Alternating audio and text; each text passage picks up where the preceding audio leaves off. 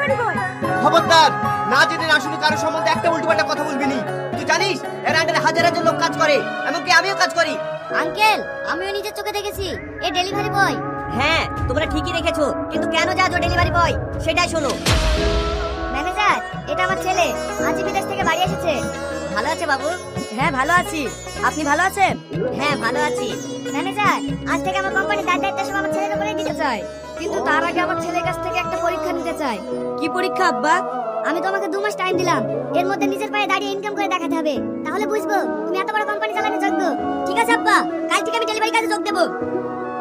আব্বা, তাহলে এই সেই কোম্পানির মালিক? থাক, তোমরা বাপি এটা যেভাবে আমাকে নাটক করে অপমান করছো সেটা আমি ভালোভাবে বুঝতে পারছি। আব্বা, এখানে আর এক মুহূর্ত থাকতে চাই না, তাড়াতাড়ি চলো।